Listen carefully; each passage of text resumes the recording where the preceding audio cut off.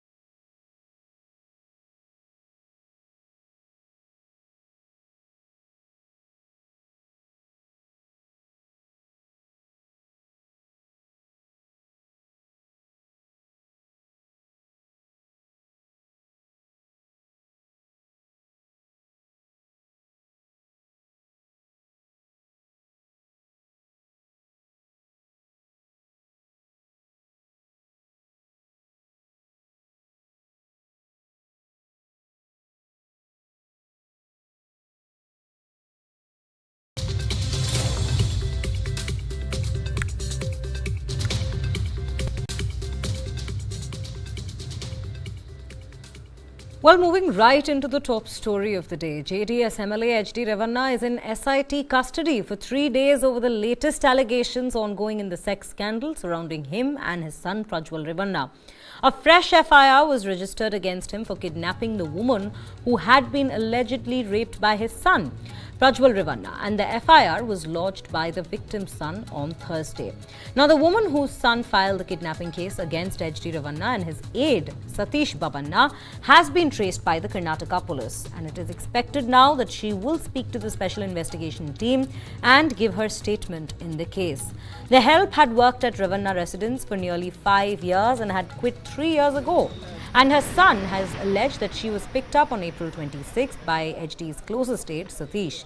And she was brought home on the same day but was again taken by Satish on April 29th. She had been missing ever since, and the woman was rescued from the farmhouse of Rajashekhar, who is again HD's personal assistant. And this is from a farmhouse in Mysuru district's Kalinahalli village. The SIT officer had followed a tip-off and reached the farmhouse where they arrested Satish and rescued the victim. Meanwhile, the Special Court for Elected Representatives has already denied to grant HD Revanna an anticipatory bail on the matter which was filed by him. Moreover, right before getting taken into custody, JDS's MLA requests for an interim protection, but that was also quashed by a local court. On the other hand, HD Revanna has continued to deny all charges, saying that this is a big political conspiracy that's being hatched against him and his family, and that there is no truth behind these allegations. Take a look at what he had to say to the news agencies. ನನ್ನ 40 ವರ್ಷ ರಾಜಕೀಯದಲ್ಲಿ ಯಾವುದೇ ಆಪಾತ ಇಲ್ಲ. ಇದು ದುರುದ್ದೇಶದ ಮೇಲೆ ರಾಜಕೀಯದ ಷಡ್ಯಂತ್ರ ಮಾಡಿ ಇವತ್ತು ಯಾವುದೇ ಪುರಾವೆ ಇಲ್ಲದೆ 28ನೇ ತಾರೀಕು ನನ್ನ ಮೇಲೆ ಒಂದು ಇದು ಮಾಡಿ ಆಮೇಲೆ 2ನೇ ತಾರೀಕು. Now, if we move on to his son, in the latest developments around the Revanna sex scandal, JDS's suspended MP Prajwal Revanna is expected to land at the Mangalore airport today instead of the Bengaluru airport, and from there it is expected that he may be directly taken over to Hassan. However, there is pressure from his family to land in Bengaluru itself. Now, Prajwal Revanna had flown out of the country on 27th April, and this was amid him facing charges of having raped their domestic help, according to the revelations of one of the videos that had been circulated as a part of the sex scandal involving the Revanna duo. The first information report against Prajwal Revanna was also filed by Criminal Investigation Department on Wednesday after a Janata Dal worker alleged that she was raped by him at gunpoint. So it is expected that a blue-collar notice might be issued against him at this juncture by the CBI, which will allow Interpol to gather information about his identity, activities and location in the current investigation. Meanwhile, the Congress has said that the Karnataka government, led by the Chief Minister Siddaramaiah, will be offering financial assistance to the victims who have claimed to have been assaulted by Prajwal Revanna. And this announcement came in yesterday at a press conference by Randeep Singh Surjewala. These are the latest developments that's taken place in the matter. And right now, we have our colleague Mohammad Wajiullah joining us on the broadcast to bring us more details. Waji, a very good morning to you. Very firstly, if we speak of HD Revanna, we see the anticipatory bail having been denied and him also not being given any interim protection by a local court, as has been directed by a local court. So what are A, the charges that he is facing around the kidnapping, and B, what are the procedures that's going to be followed while he is in the custody of the SIT team? Well, the investigation will begin full-fledged today with HD Revanna being given 3-day police custody till 8th. So the SIT will start investigating him all over again from today onwards. He's already been grilled in the last 2 days with the last one day with regards to the kidnapping case. Yesterday also in the court when the matter was being heard, HD Revanna broke out in the court saying that I have just come here to meet my father and I've been arrested in this kidnapping case with which I have no idea on what basis I've been charged on this. While the SIT on the other hand made it very clear that these girls were threatened. These girls were part of the video and they were threatened and they are missing, and that is the complaint, and that is why the protecting the victim is the utmost priority of the SIT more than HD Revanna. So yesterday he got emotional in the court with regards to this entire matter, but the court has given him a 3-day police custody. So we will see more and more information with regards to the questioning that will happen today, come out today, because what is important for the SIT is to piece together all the information that it has received with regards to the video, the evidences, because they've also gone to his house, to the MP house in Hole Narsipura, and also taken the victims to the spot for a verification whether these were the areas. After that, they'll start identifying victims with regards to HD Revanna and Prajwal Revanna, and will try to get justice to as many victims as they can in this particular case. Right, Waji. I'm very sorry to interrupt you there, but I also want to ask you this. At this point, Satish Babanna has also been arrested and taken into police custody. Firstly, the charges that have been pressed against him, and also Prajwal Revanna is supposed to be landing today. So what we are learning is that they're expecting that he'll be landing in Mangalore and then be taken to Hassan directly from there. But there is pressure from his family to land in the Bengaluru airport itself. What are we expecting and how are things going to pan out today? So one thing I like to clarify that he is expected to land today. Whether he will land or not is something that is still a question, because yes, with what has been happening to his father in the last 2 days with regards to this, there is a lot of pressure from the family, from the political circles of JDS, that it is high time that he comes back and face the charges.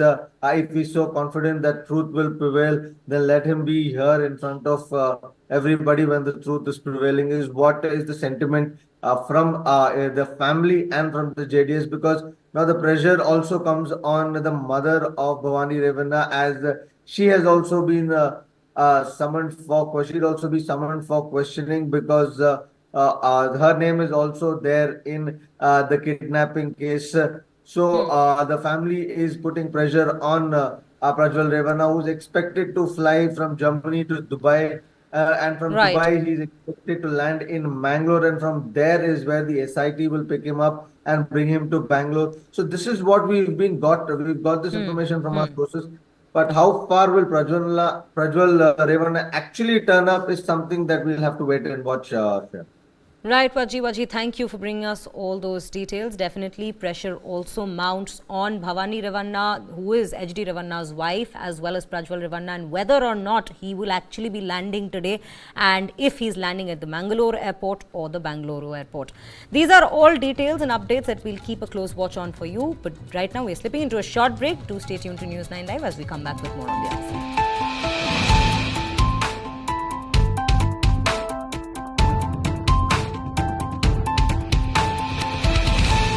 Start with the end in mind. You need to know where you want to reach. Every morning that we wake up, we are exercising our choice. The destiny is decided. The results are known that I'm going to win. Life of a goalkeeper is something which has always intrigued me.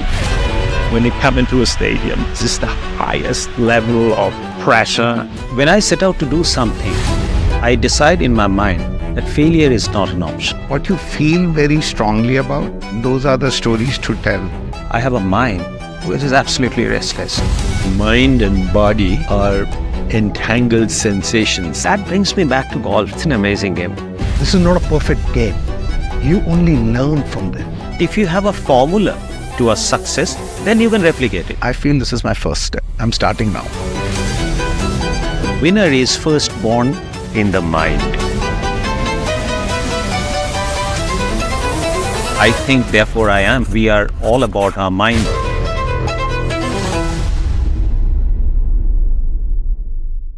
This and more. Streaming on News 9 Plus. Subscribe and get free vouchers.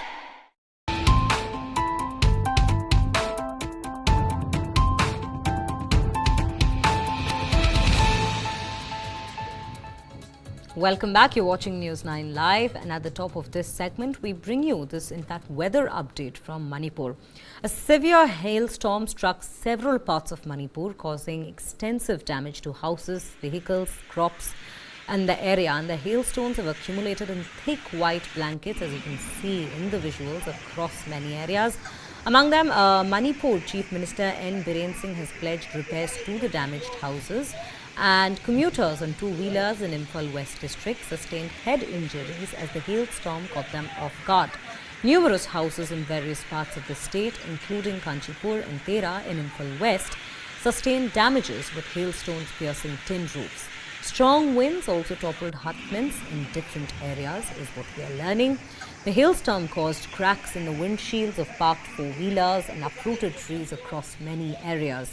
Manipur Chief Minister N. Biren Singh has assured that the government would repair the damaged houses. He in fact also issued a post with helpline numbers on social media to ensure swift assistance to all those who are in dire need of it. And all schools and colleges meanwhile will remain closed on both 6th and 7th of May due to the prevailing weather conditions in the state. Now, responding to the Chief Minister's directive, Deputy Commissioners of all districts have issued notices urging the affected residents to seek help from their respective jurisdictions. Manipur's Environment and Climate Change Director, on the other hand, has clarified that the unseasonal rain was due to a storm and not climate change.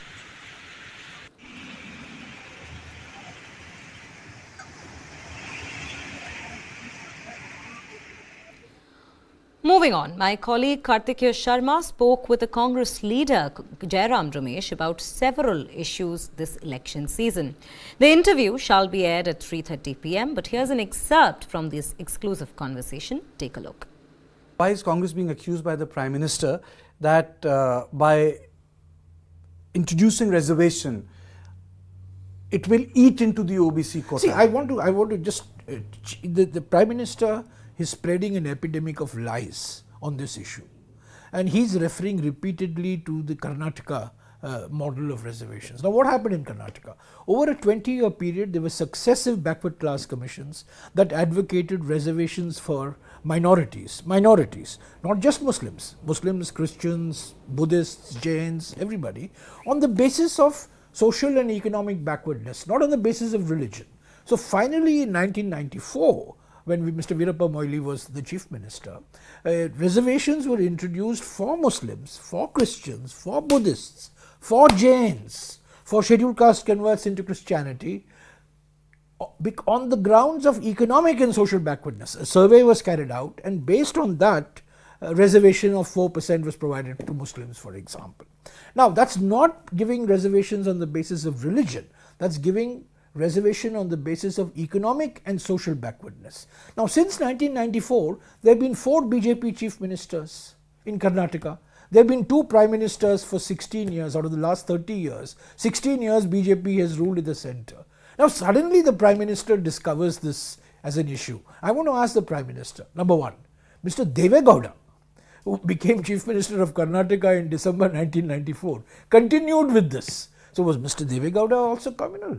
Was he playing communal politics? Now today, just this morning, we are speaking to each other on the 5th of May. This morning, Mr. Chandrababu Naidu, who is an ally of the Prime Minister in Andhra Pradesh, has said he is in favour of reservations for minorities on the basis of economic and social backwardness. Does the Prime Minister challenge that statement as well? Does he say that his allies are wrong? So the real issue is that the Supreme Court, while it upheld the reservations for OBCs, said that the reservations for scheduled castes, scheduled tribes and OBCs should not exceed 50%. They should 50% upper limit. Now we have promised that we will review this limit and we will increase this limit, because Tamil Nadu is the only state of India where there is 69% reservation for scheduled castes, scheduled tribes and OBCs, and that is protected in the 9th schedule of the Constitution. No other state is the reservation protected in this manner by the Constitution. So we want to increase the 50% limit. I want to ask the Prime Minister, he keeps on talking about धर्म के आधार पर हम आरक्षण दे रहे हैं, जो बिल्कुल 100% गलत है, झूठ है.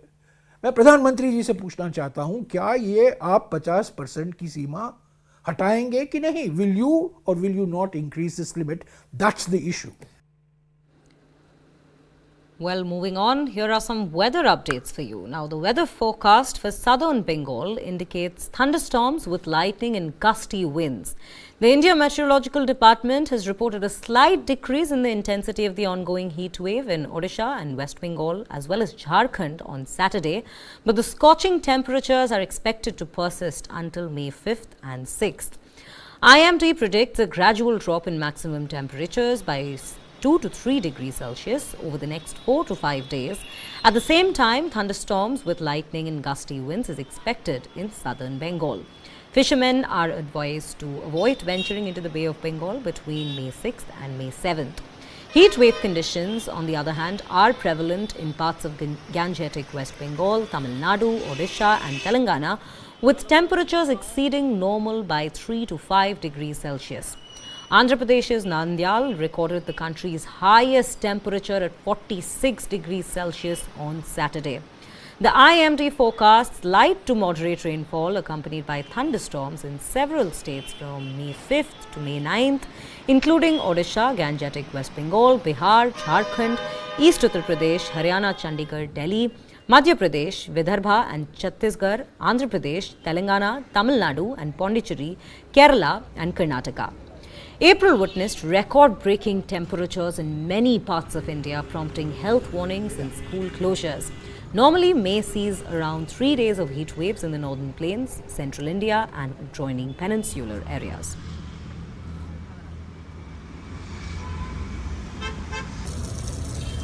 Well, these are the updates on the ongoing heat waves, and definitely it's been quite a difficult April for everyone across India, with the heat waves soaring with each passing day. But it's expected that with the light to moderate rainfall expected across various regions in India, it's expected that there will be some kind of a relief that comes in. But meanwhile, everybody has been directed to take care of themselves and not venture out in the heat meanwhile in these particular areas. With that, now we are slipping into a short break, but do stay tuned to News 9 Live as we come back with more on the other side.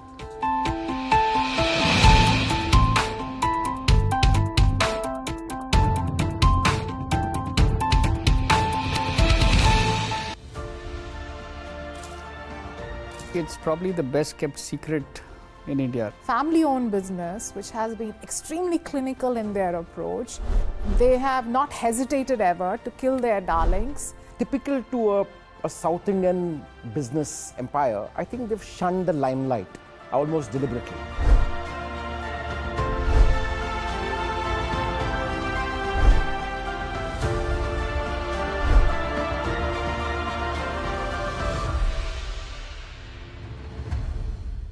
I try and convert almost everything in a kind of a mathematical formula. You should always stretch more than you can reach. Listening is very important. Because if you don't listen, how would you know what the problem is? Everybody who's working in and around me, their personal well-being is also a responsibility that I carry. Great leaders have shared vision. This and more. Streaming on News 9 Plus. Subscribe and get free vouchers.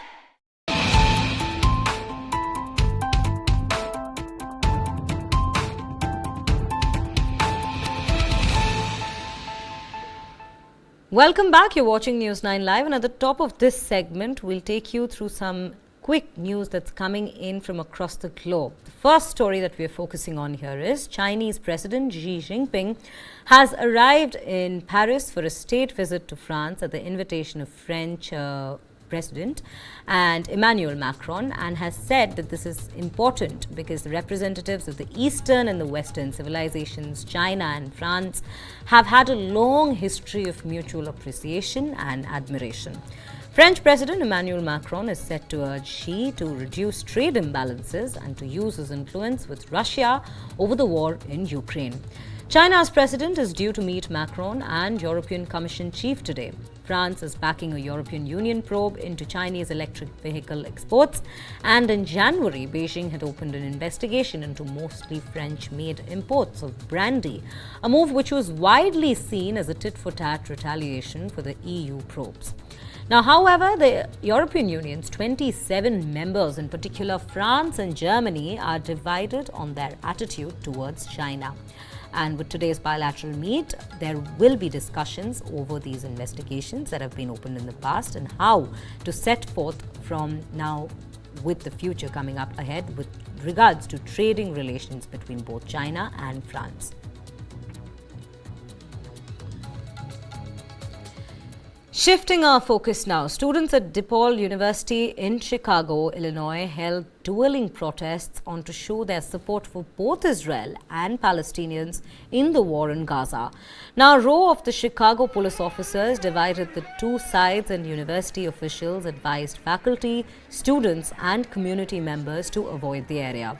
DePaul University is the United States' largest Catholic university with approximately 14,500 undergraduates, 7,000 graduates and 800 law students.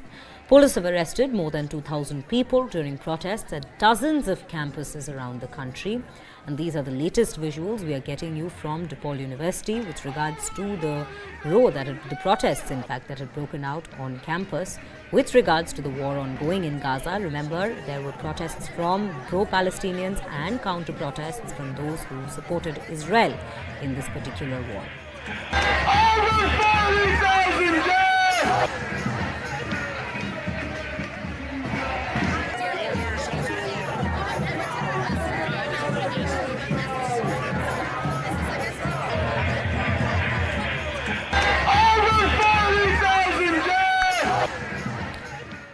Well, speaking of the war ongoing in Gaza, let's take a look at what's happening there. Israeli Prime Minister Benjamin Netanyahu reaffirmed that he will not be entertaining Hamas's demands for an end to the Gaza war in exchange for freeing of hostages, saying complying would keep the Palestinian Islamist group and endanger Israel's security.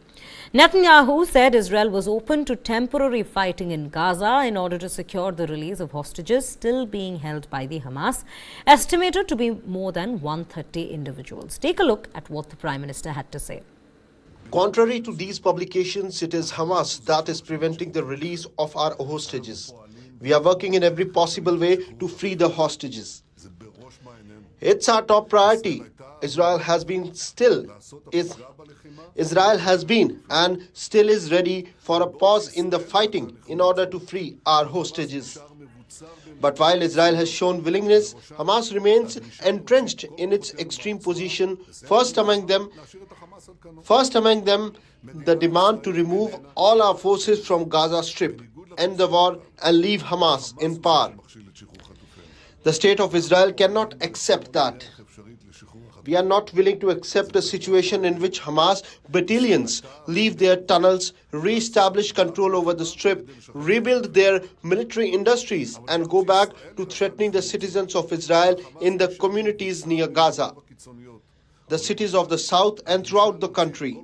In such a case, the next October 7 would be a matter of time. Capitulating to Hamas demands would be a terrible defeat for the state of Israel. It would be a great victory for Hamas, Iran and the entire axis of evil.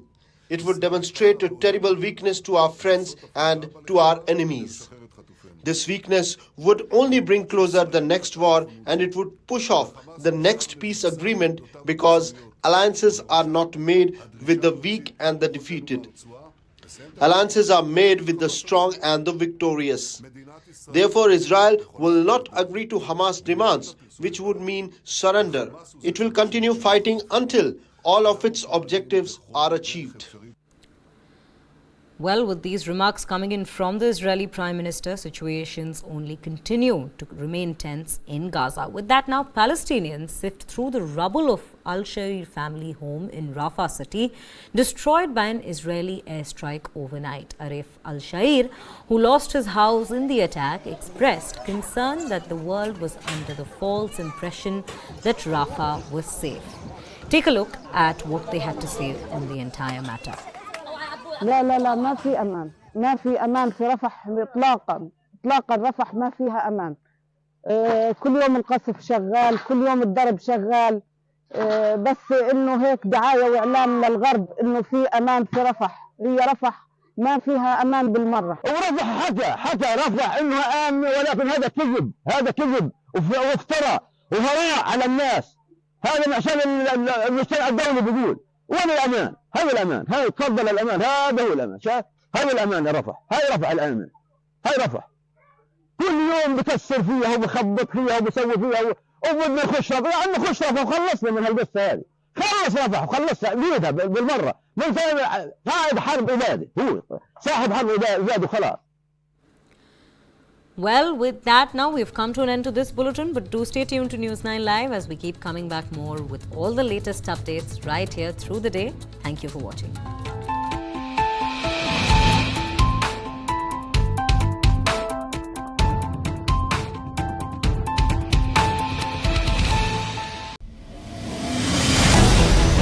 Why is the state not looking at putting an embargo on that? As a Telangana person, I will not accept. How do ordinary folks deal with this?